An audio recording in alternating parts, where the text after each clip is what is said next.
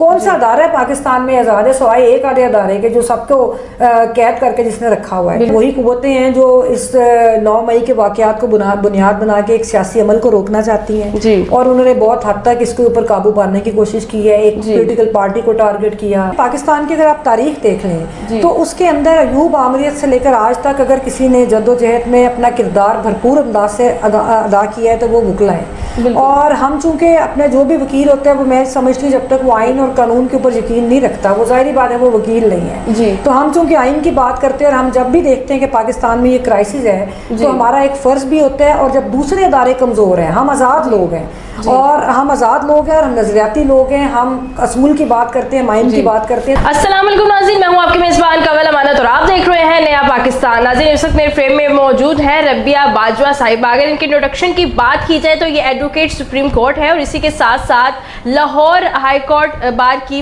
Vice president भी है। आज इनके पास हाजिर हुए। रिसेंटली इनकी एक वीडियो वायरल हुई, क्या जम के इन्होंने तकरीर की और पाकिस्तान की मौजूदा सूरत हाल पर बात की गई।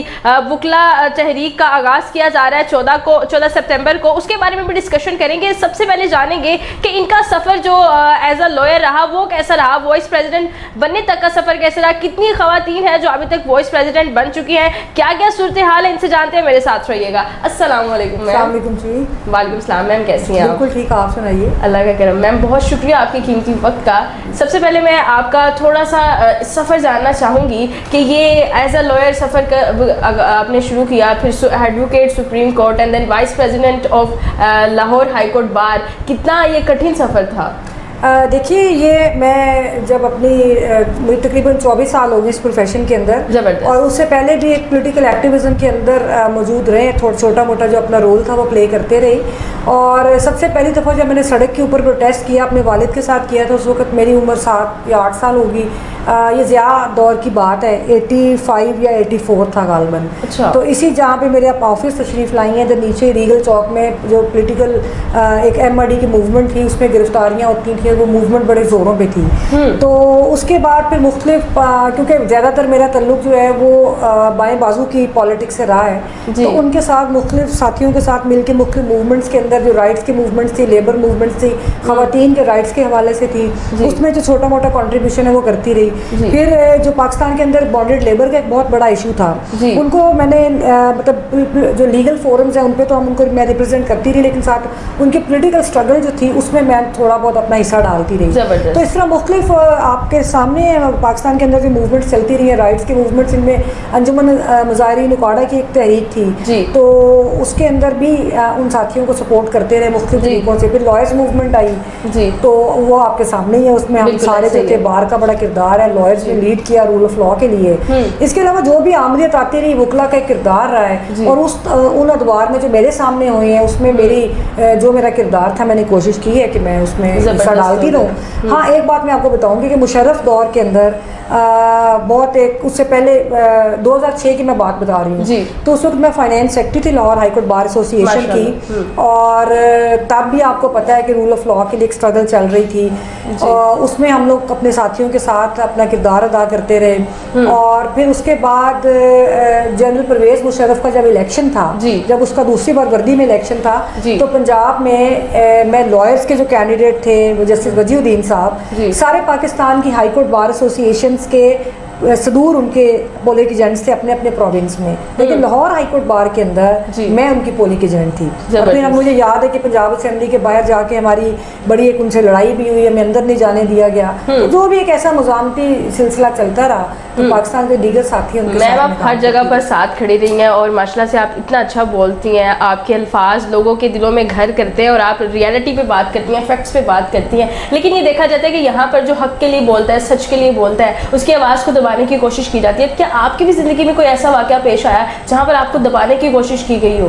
देखिए, जब आप हक के साथ खड़े होते हैं तो फिर आप अपनी पूरी इनर स्ट्रेंथ के साथ खड़े होते हैं। जब आप खुद कन्विंस्ड हैं, मेरा को पता है कि मैं आइडियोलॉजिकली मैं चाहती हूँ कि समाज के अंदर तब्दीली आए और वो सिर्फ पॉलिटिकल मूवमेंट्स के साथ आ सकती हैं। जिन ममालिक के अंदर जैसे पाकिस्तान है, यहाँ पे आपको पता है पॉलिटिकल प्रोसेस को कर्व किया गया, रोका गया सियासी अमल को, जिसकी वजह से अब आपको क़यादत नजर नहीं आती, ना तलबा तंजीमें हैं, ट्रेड यूनियंस काम नहीं कर रही, तो इसमें उसमें बार एसोसिएशन का किरदार है। तो मेरी स्ट्रेंथ आप लोग हैं, मैं आपकी स्ट्रेंथ हूँ, हम लोगों ने मिलजुल के पाकिस्तान को क्राइसिस से निकालना है। और हम कोई गलत बात नहीं कर रहे, हम वही बात कर रहे हैं जो फैक्चुअल है, वही बात कर रहे हैं जो सच है। और जो भी कोई गलत करता है वो किसी भी मतलब तबके से ताल्लुक रखता है, हम कोशिश करते हैं कि गलत को गलत कहें, सही को सही कहें, तो उसमें क्या किसी चीज़ से बिल्कुल। मैम आपने अपनी तकरीर में कहा कि सिर्फ वकला हजरात की जो कमेटी है, ये जो बार है, अब यही खड़ी हो सकती है और बोल सकती है, अवाम को जोश दिला सकती है। इस तरह का कोई कॉन्सेप्ट था कि जी अब कोई सब खामोश हो गया तो हमारी बारी है, हमने बोलना है, हमने जगाना है, तो ये क्या एजेंडा है? देखिए बात ये कि एजेंडे की नहीं, ये कॉज की बात है जी। ये हमारा कॉज है।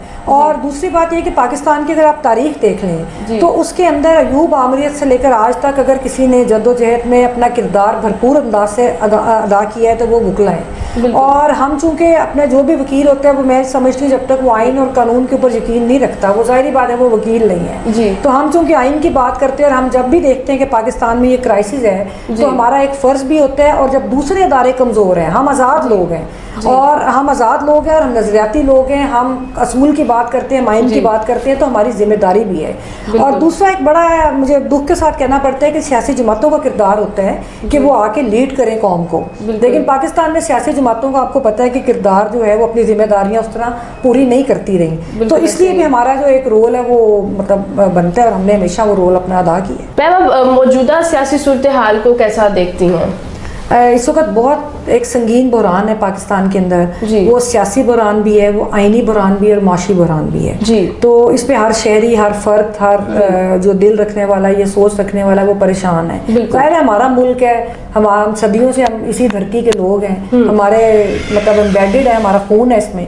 तो हम चाहते हैं कि हमारा मुल्क जो है वो तरक्की करे, हम ये चाहते हैं कि हमारा मुल्क स्टेबल हो और इसीलिए ये जद्दोजहद भी हम सब कर रहे हैं, सिर्फ मेरी अकेली या आपकी नहीं है, पूरी कौम ये चाहती है कि इस तरह हो। ऐसा ही है। मैम इस आईनी बहरान से हम कैसे निकल सकते हैं? इसमें सिर्फ एक ही तरीका कार है और वो ये है कि जो अदारे हैं जिसमें जुडिशरी की भी जिम्मेदारी और इस्टेब्लिशमेंट जो अपना किरदार खत्म करे, जो सियासी मुदाखलत है उनकी उसको खत्म करे और अपनी जो आईनी हदूद है उसके अंदर वो रह के काम करें, उनकी भी रिस्पेक्ट होगी और पाकिस्तान में तरक्की करेगा।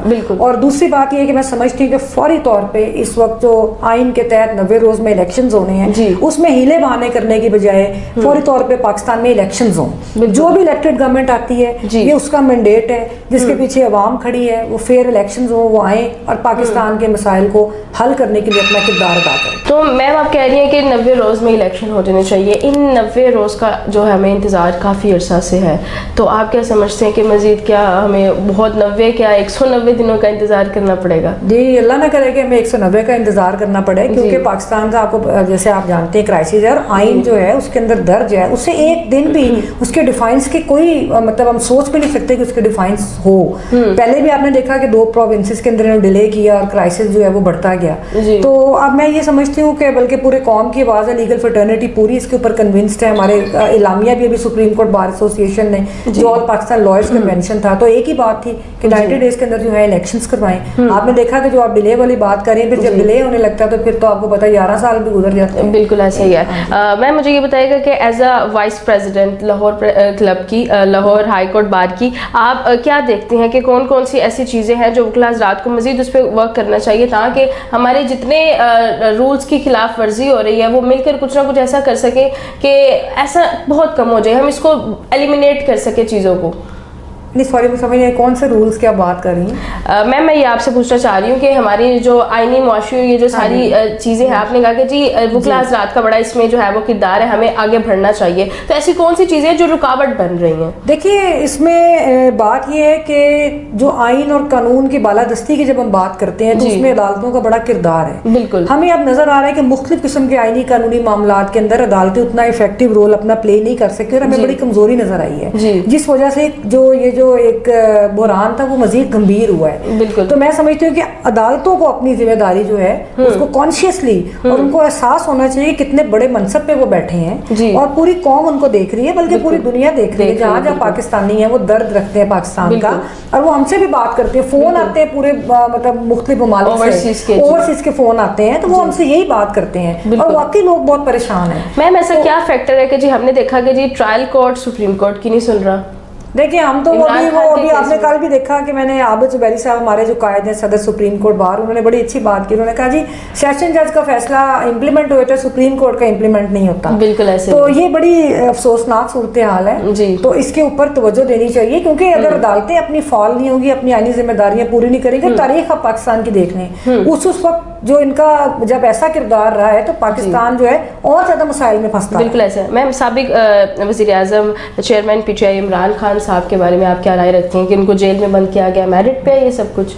देखिए जो अभी तक केसेस नजर आ रहे हैं उनमें कोई हमें मतलब ऐसा कोई नजर तो नहीं आ रहा कि उनके खिलाफ पॉलिटिकल, बज़ाहिर तो ये है कि पॉलिटिकल विक्टिमाइजेशन की जा रही है। इससे पहले भी आपने देखा कि मुख्तलिफ वज़राए आज़म को इसी तरह पाबंद सलासिल किया गया, तो ये बात बहुत गलत है। अलबत्ता ये मैं ज़रूर कहती हूँ कि अगर कोई किसी के खिलाफ कोई ऐसी चीज़ है तो उसको पॉलिटिकली विक्टिमाइज करने की बजाय उसको मेरिट के ऊपर उसके ऊपर बात होनी चाहिए। और अगर आप एहतसाब की बात करते हैं तो मैं समझती हूँ एहतसाब तब होता है कि जब उन अदारों का हो जो अनअकाउंटेबल हैं, सबसे पहले उनका करें। आप ये देखें कि हमारे जर्नैलों के बारे में कितनी एलिगेशंस हैं, उनके बारे में लोग बात करते हैं, उनके जजीरे बाहर हैं, उनके कारोबार बाहर हैं, तो उनके ऊपर तो कभी हमने एहतसाब नहीं देखा।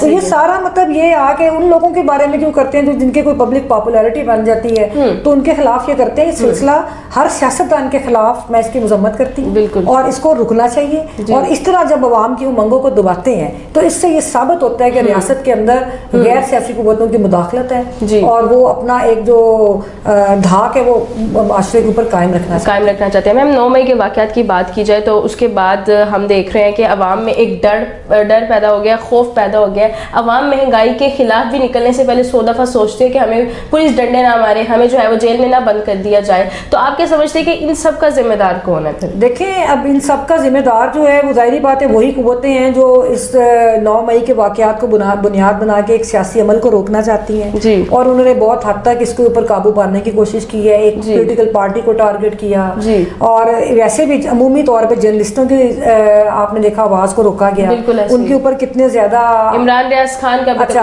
पता उसके अलावा भी जनरली अगर आप मीडिया के ऊपर देखें तो आप मेन स्ट्रीम मीडिया जो है वो कौन कह सकता है कि वो आजाद है? कौन सा अदारा है पाकिस्तान में आजाद है सवाए एक आधे अदारे के जो सबको कैद करके जिसने रखा हुआ है। और दूसरी बात ये है कि मुझे फिर मैं आपको बार बार वही बात कहूंगी कि मुझे जुडिशरी के साथ जो है ना हम लोग समझते हैं कि उसका इस वक्त जो मतलब रोल होना चाहिए वो उसकी नाकामी जो है वो भी एक बहुत। Thank you so much ma'am, आपके बारे में जानकर, आपकी जर्नी के बारे में जानकर बड़ा ही अच्छा लगा और साथ में जो आप इस वक्त मुतहरिक होकर सारे कामों को देख रही हैं एज अ लॉयर और एज अ वाइस प्रेसिडेंट बड़े अच्छे काम से अंजाम दे रही हैं और आवाम आपको बहुत पसंद कर रही है, अप्रिशिएट कर रही है। आप पैगाम क्या देंगे आखिर में? कि मैं सबका शुक्रिया अदा करूंगी जो हमारे साथ हैं, जो मेरे साथ मेरा बाजू बन के खड़े हैं। और मैं खासतौर पर ख़वातीन को भी कहूँगी, देखिए ये जो 9 मई के वाक़यात है उसमें मैंने एक चीज़ देखी और हमेशा आवाज़ भी उठाई कि ये ख़वातीन की जो शमूलियत थी पोलिटिकल प्रोसेस के अंदर वो बहुत ज़्यादा हो रही थी, बहुत अच्छा लग रहा था, बड़ी वाइब्रेंट किस्म की हमें ख़वातीन नज़र आ रही थी, लीडरशिप उभर रही थी। उसको डिस्करेज करने के लिए इस तरह उनको ख़वातीन को जिनको पाबंदी सलासिल किया मैं उनको भी सलाम पेश करती हूँ जिन्होंने मर्दों से ज़्यादा बहादुरी से मुकाबला किया एक जबर का। तो मैं सारी ख़वातीन पाकिस्तान की बच्चियों को जो किसी भी कोने में बैठी हैं कि आपको पोलिटिकल प्रोसेस में शमूलियत इख्तियार करनी चाहिए और नौजवानों को आगे आना चाहिए। पाकिस्तान में तहरीकें जो होती है नई लीडरशिप को उभारती हैं, तो आप सबसे मैं यही कहूँगी कि आप अपने अपने नज़रियात के मुताबिक सियासी अमल का हिस्सा बनें। बहुत शुक्रिया मैम, एक दफ़ा फिर आपके कीमती वक्त का हमारे साथ मौजूद थी रबिया बाजवा साहिबा और बड़ा अच्छा लगा इनसे आज प्रोडक्टिव गुफ्तगू करके। और जब हम देखते हैं कि जी इस तरह से ख़वातीन आगे आती हैं, दूसरी ख़वातीन के लिए आइडियल बनती हैं, तो हमें भी जो है वो मज़ीद मोटिवेशन मिलती है। वीडियो कैसे लगी कमेंट सेक्शन में ज़रूर बताइएगा, अपने पॉइंट ऑफ व्यू का इजहार भी ज़रूर कीजिएगा। इसी के साथ अपनी मेज़बान को दीजिए इजाज़त, अल्लाह निगहबान।